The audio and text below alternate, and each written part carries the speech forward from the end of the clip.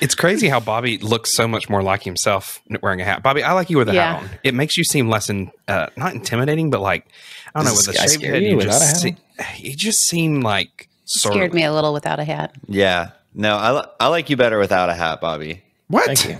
Yeah. My head is sunburned right now, though. And okay, well, your two employees have voted, and we're the only ones that get to vote. So that is fair. I am just a contractor. But Robert gets as a Annie lives in an apartment, has the shaved head. Come on. Yeah, I'm a contractor, and I'm not even a homeowner. Well, Michael's not a homeowner. I was okay. Well, I mean, your wife was a homeowner, and then you married her. So let's calm it down a little bit. I mean, you kind of like inherited a home. Yeah. Wait, Gold you do digger. own a home? He did. No, I'll tell you the real story because he doesn't say it this way. But Emberly owned a home, and then they got married, and then he moved into the house with her and legally owned half of it, and then they sold it, and now they don't have a home anymore. Wow. So basically, Michael. since marrying you, her stock has kind of like gone down. So what he did was he found a strong female and that had already acquired many assets, and then he was like, I need to attach myself to this. I need to latch myself to this train because it's going places. That's smart. Yeah. I don't want to hear that I'm intimidated by strong women anymore. Just Ride off their coattails. Also, ride off their coattails? I don't know. I don't know that that's exactly the phrase You hold on to their coattails as they run forward. You're hoping to catch up. I don't. What do you think it would be like if we did just one episode where we weren't allowed to talk any trash to Michael? Well, we did. We did an episode without him, and we didn't talk trash. We've done one without him. him, but like if he were here and we weren't able. Yeah, I haven't listened to that one yet. Did y'all trash talk me on that one? Not a little. Actually, I think. No, I don't think we did. No. If you say you didn't bring me up at all, that's going to hurt even worse. So No, we talked about how much we missed you. Oh gosh! All right, I remember having I mean, I'm not going to lie. It was a very fun episode. We laughed a lot, but we always laugh a lot, But that's not saying anything. And if you take that as me saying that it wasn't as fun with you gone or there, I don't know. I'm trying to get it to. It's a you problem. It was a good time, but it was not better than this for sure. As I look 100%. Here at our little Brady Bunch tiles as we record, it would be something if we got up and our spouses or significant others just like sat down and recorded this podcast, because I feel like we've internally have so many narratives about all of them. Could just be really weird though, because they don't really know each other at all. So then you're just like. But don't you think? I don't know about Emily, Robert, or well, I guess I should say I don't know about your significant other, Robert. But I don't know if you. I don't know if you want to say names. I don't know if you want to say names. Do you want names out there with the millions of people listening? What was just edit out the names, Hudson? I've said her name before, so yeah, you're good. I just don't know. I don't know the protocol here. It's not like a Voldemort type situation. Like she's pretty cool. I've never met her. You've never brought her on camera.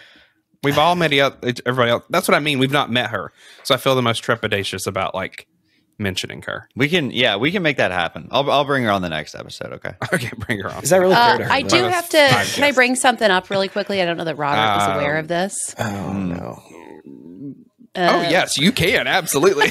You know what I'm just because saying. I know what it is.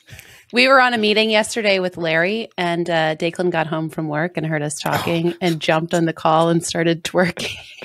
No, Robert. Yes, he like walked up and said, "Hi guys," and then he turned around and started shaking his rumpus.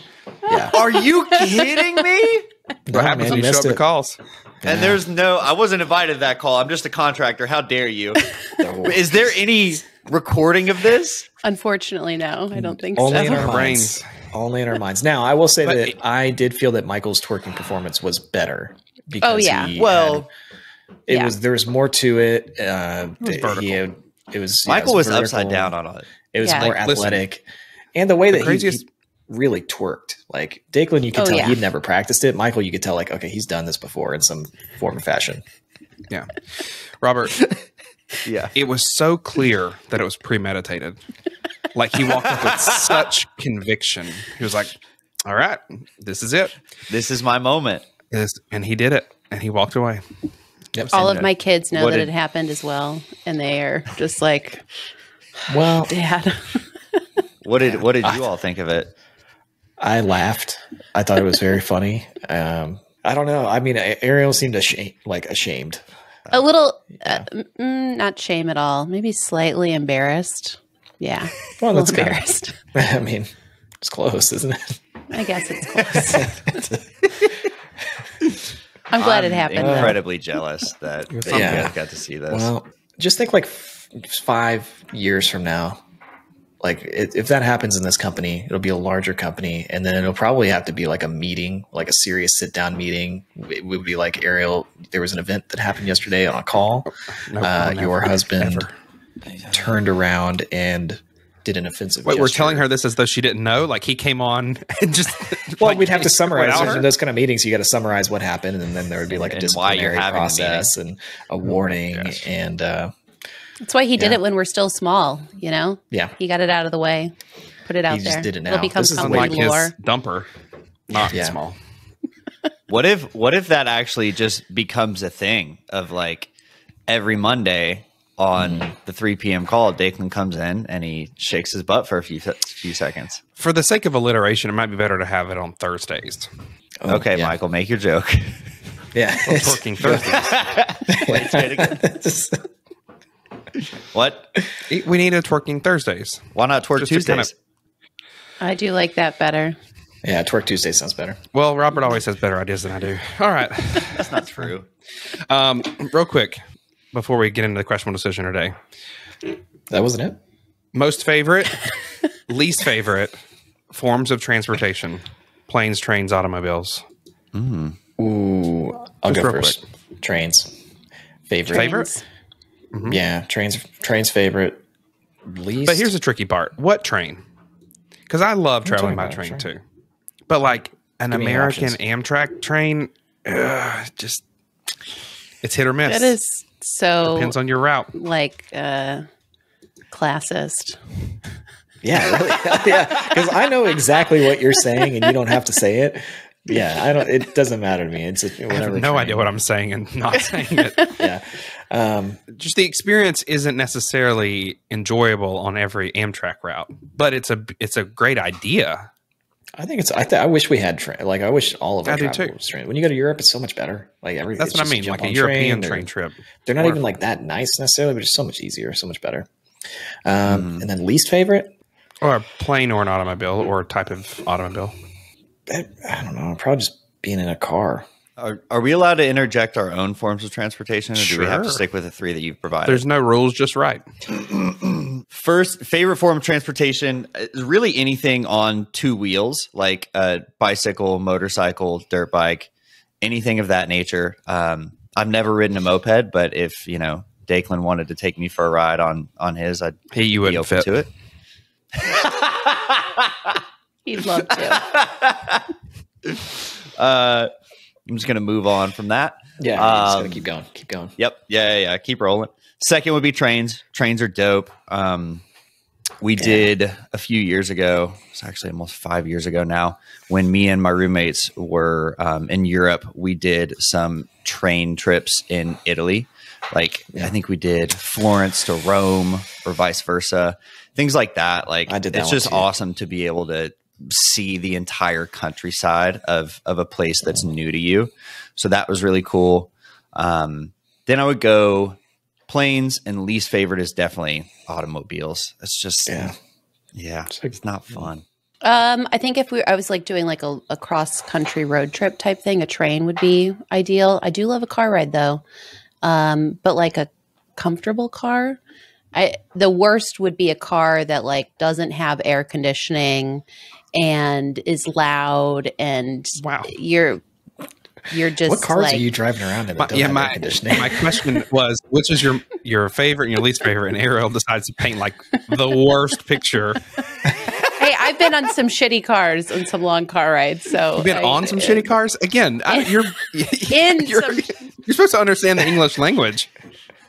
Our prepositions are off today. All right, They are. What are your prepositions, Ariel? Tell us so that we know.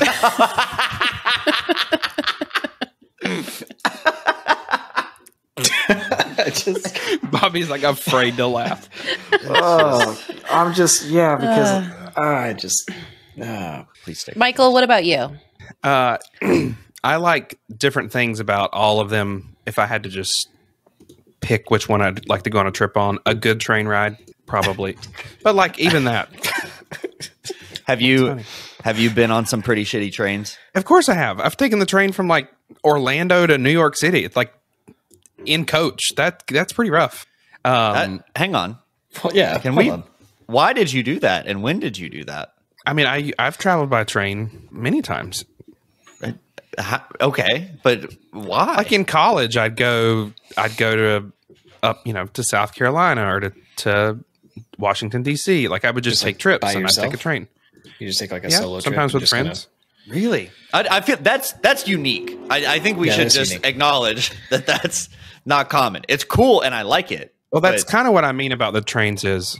Yeah, don't act like it's normal. I live on the East Coast. None of you guys live on the East Coast. So we have, you're the Central East. I live in other words, we have sort of, we have. Wait, is Florida considered East Coast? Florida's considered Florida. Yeah. It is a whole different animal. That's a separate what I mean, thing. guys, is there's a train track that runs from Miami to Washington, D.C. or Maine. Like we have a line that connects all of those, I have a hard time imagining you in Miami. Just being in Miami, it's not my seem favorite like where place you to would be. want to be. Do you ever go to a nightclub by yourself? No. I'd like to ask a really dumb question. And I know this is dumb before I ask it, but I legitimately don't know the answer. Can trains go up hills? And if so, how? Holy crap. They can, but I don't know how, Robert. So I can answer part of that and also agree. There's no traction. There's nothing but traction. Do you know how heavy those trains are? Yeah, but it's like steel on steel.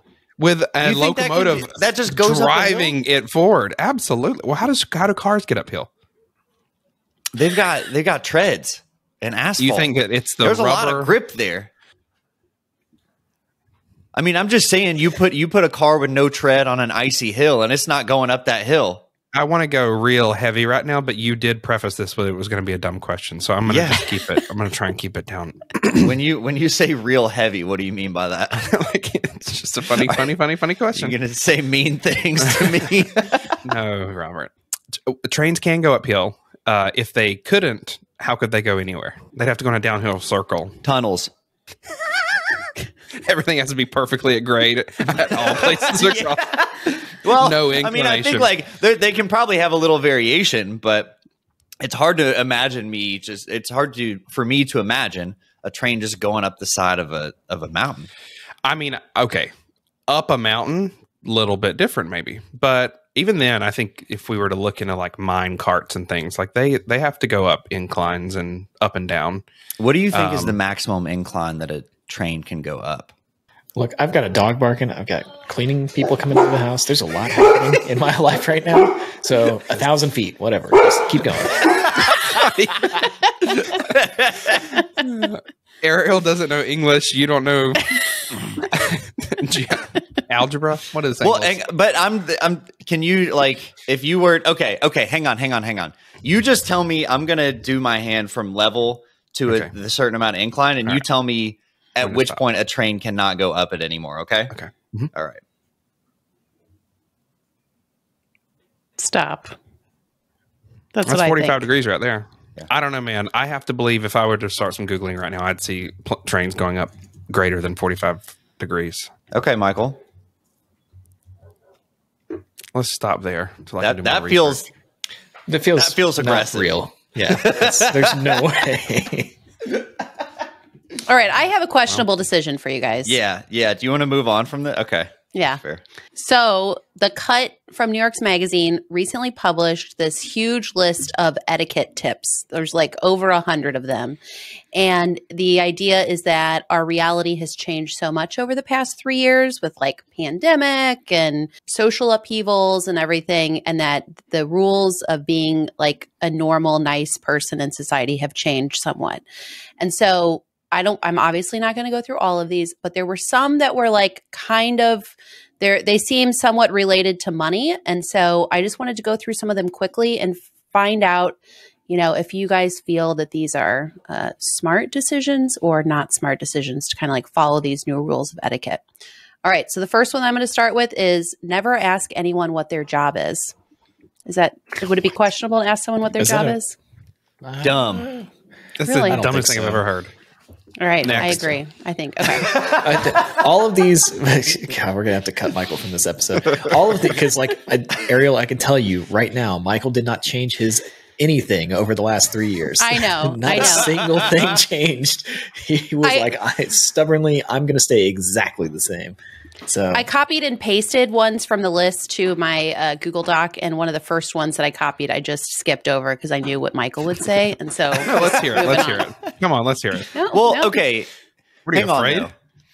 For if you're not asking someone what their job is, like what that feels to me like that's typically one of the first things in a conversation with someone you don't know. Like that's something they do. It's an icebreaker. 40 hours a week. So it's like even if you ask it in a polite way of like, oh, I don't what do you do for work? Like that's just such a common question. Can you quickly give us the short version of why this is no longer polite, just so I can see where they're coming from?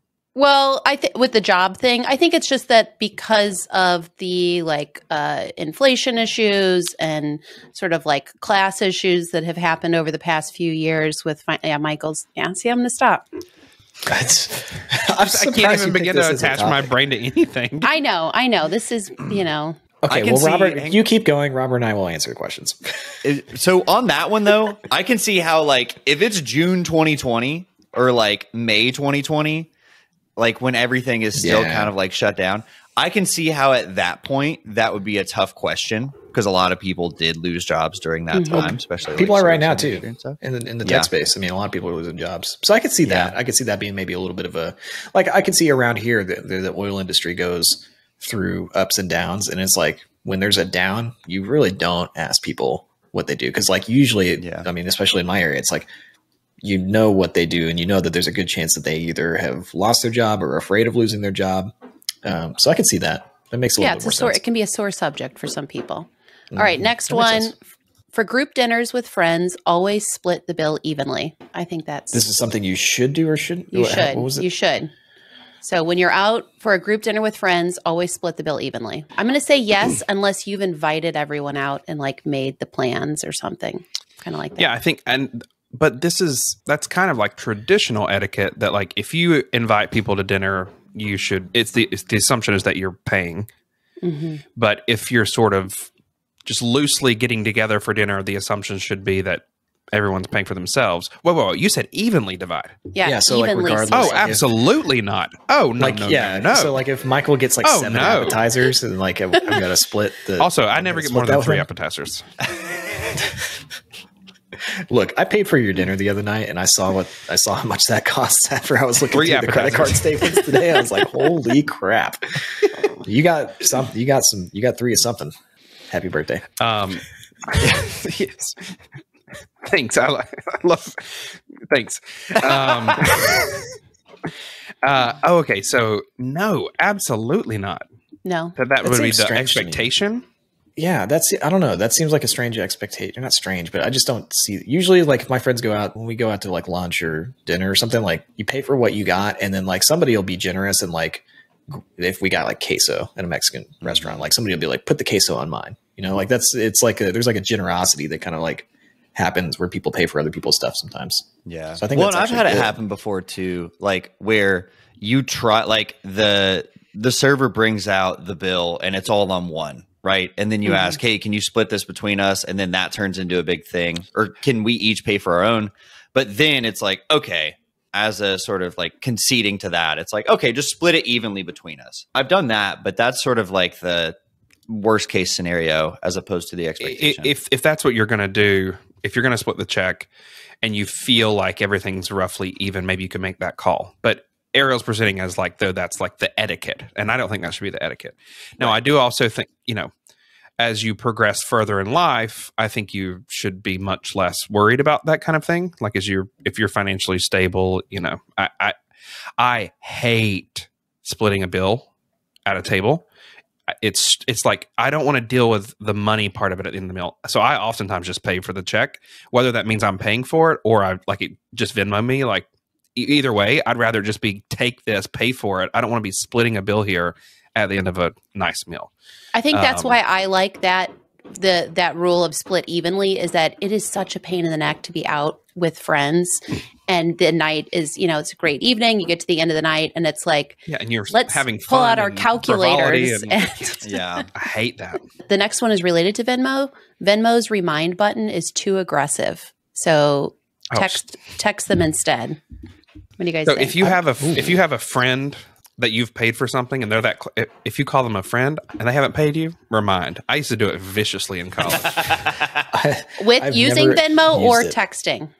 No, the remind button. That's like hey, bruh, you know what's up. Does the remind button, is it a public display? Because like Venmo, everything is public. No, it just sends them a notification. And you can only use it one time. Oh, wow. I didn't know that. I'd just text them, be like, hey, could you, I don't know. I would find texting to be much more aggressive. Like, hey, you need to pay me, as opposed to, hey, you may have forgot about this. Here's a reminder. Actually, yeah, I'm with you. No, texting to me would seem very uncomfortable. Yeah, I would. Hey, I would dude, go pay me that money you owe me. Aggressive button. Well, it's not a passive aggressive. You sent the request. You just said you viciously used it. It's a passive aggressive button. Depends on the intention when you hit the button. Yeah. But my point goes back to, I suppose I'm always using it with friends, like, guys I went to college with or people that are close to me, where we're not like concerned about each other's feelings as much. So yeah, we don't worry about that dumb shit. Yes. All right, next. All right, the next one. If you lose or break something that you have borrowed, offer to replace it. Yeah. Yeah. I don't feel like that's something that should have changed either. Like, that seems like that would have always been the case. In the past, it used to be like, oh, sorry, I broke your vase. See you later. All right. Don't buy a gift off registry. Okay. I got thoughts on this one. Yeah. Yeah, I don't know. The registry is there for a reason. Because every time we've used one, it's like, hey, we need these things. And then sometimes you get off registry and you get something you don't really, it's like, I don't really like it. Ariel, you do really creative, cool gifts. And I love that. But if you did that for like a registry or something, I would be like, can you just give me the thing that we asked for? You know what I mean? Mm-hmm. To me, it's tricky and context. Context matters a lot, because we labored over our wedding registry or our baby registry to find the types of things we wanted. And we had people give us, just completely, like they'd give us like a kitchen appliance, like it was like this big that we didn't want. And it's like, what? This is crazy. However, I also think that, I've been given gifts that I didn't ask for, that were maybe, much more unique or maybe even more expensive than I thought would be appropriate to put on a registry. And I think that there's something nice about giving someone a gift that means something from you. I think it just matters, like, who is this person to you? What are kind of the price ranges of the things you're giving? Because what I've done before is give a small gift from the registry and then something else that like I liked when we got married. Like, like the spatulas I gave you guys. That's something I like to like also give to other people. So I have those types of things that are, anyone probably would like it. It's not like a very niche thing. And I like to be able to give those as well. But you do kind of want to honor the fact that people are asking for something specific. So it's kind of tricky. I think you got to just do it carefully. I think this is a very nuanced answer, Michael. Yeah. That's good. I'm a nuanced guy. I'm not a black and white guy. That's actually, that's accurate. That's true. You're very nuanced. As somebody who does like to go off registry, because I do really enjoy gift giving, and I enjoy, like, if it's somebody I feel like I know well, I'm more likely to go off registry because I feel like I know what else they might like. But it is really hard, though, because then you're like, well, I know better than you almost. Like, if you could have asked for this amazing thing. I don't know. I like Michael's answer of kind of like something on registry and then maybe something small that's off that might, be nice as well. Or you just give them money, be like, here, take this cash and go do what you want with it.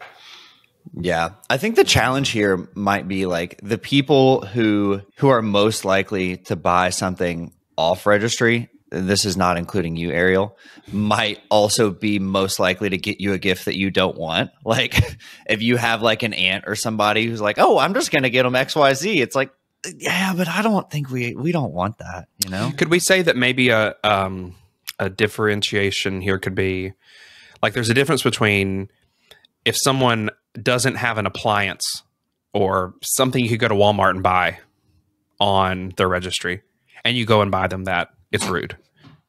But if someone gets you a handmade something or a very specialized something, that's not really an essential, but it's general enough that it's a usable utilitarian thing. I feel like that's not rude. It'd be rude to buy someone a piece of art. Here's a piece of art that you didn't pick out to put in your house, which I know people who have done, which is crazy to me. Do not buy me art. It's good to know. That's really good to know.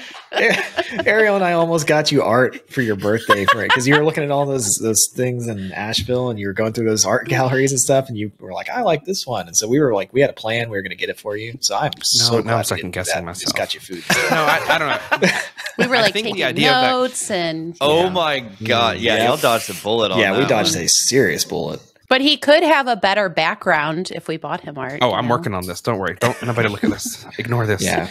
It's a little tricky because I would love to see what you guys pick, but like, what if I don't have a place for it? Like, I don't know. It's you're making someone's decision for them. I think that's the point. You're making someone else's decision for them. I thought the chance of you hating it and telling us that you hated it was extremely high. So I didn't want to go that route. We also realized that the originals were way too expensive. Sorry, Michael. Oh, wow. Well, and so we knew that you would only want an original. You know, a print wouldn't be good enough. You didn't mention that part, Bobby. Well, okay, I'm not spending $4,000 on your. I mean, you almost did that with the dinner that I bought you, but yeah, it's you know. All right, okay. I have one final one. When a kid's birthday party says no gifts, you are supposed to bring a gift. Nope. Yeah, I disagree with that. No. Maybe bring a bottle of wine for the parents, but no. And I say that again, kind of the same thing. Don't buy my kid a toy that I've now got to like keep around that I don't want. Like, if you specifically request that, it's just you're making a decision that like, oh crap, now I've got to store this thing somewhere. I've got to like, I don't want this thing making noise all day long. Yeah. So it's like the nice thing to do isn't to give me something I don't want. The nice thing to do is like respect what I have asked you, please. Yeah. Yeah. But from the take of this article, it may be because like, well, you know, it may be a money thing. I don't really buy that as much. Like, I think it's always nice to do something for someone when you go to their home or when you go to a party. You always bring a bottle of wine or you bring a candle or you bring something. It's not saying like, I gave you this gift in exchange for me being here. It's just a nice gesture. So I think that's different than, you know, someone requesting, don't buy this toy for my kid, but you could take something for them. You could bring a small little, I was going to say houseplant, but even that I'm tricky about. I don't know that I want you bringing me a houseplant. Put some flowers or something. That I think what I'm settling in on is don't make permanent decisions for other people. Yeah. Don't buy people things that are permanent if they haven't asked for it.